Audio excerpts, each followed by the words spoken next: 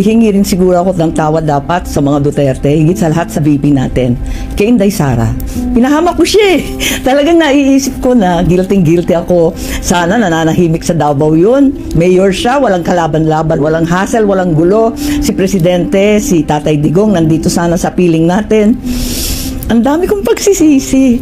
Pero sa totoo lang, naisip ko rin, at nung kinakausap ko pa si VP noon, noong 2021, wala siyang kabalak-balak tumakbo para sa national. Nakarehistro na nga siya para mayor. Sinabi ko sa kanya unang-una, hindi mo dapat biguin ang napakarami na sumusuporta sa'yo. Apakadami namin na tinutulak ka, na ikaw ang inaasahan, na ituloy ang pagbabago na sinimulan ng ama mo. You can't disappoint us. Maraming umaasa. Ikaw lang yung tanging pag-asa ng nakararami. Ikalawa, hindi tayo sigurado kung anong mangyayari. Tignan mo yung pamilya ko. Hindi mo naman iisipin na darating ang araw na uupakan kayo, yuyurakan ng pangalan. Talagang aping-ape ang pamilya. Ganyan ang politika, brutal.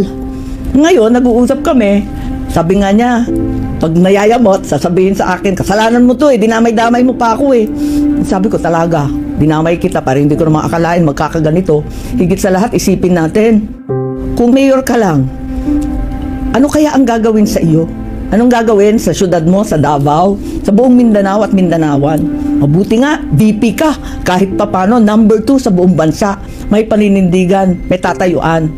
At least, kahit papano, kahit inaape, kahit ini-impeach, VP ka pa rin. Nasa posisyon kang tumulong sa iba at ipaglaban kaming lahat.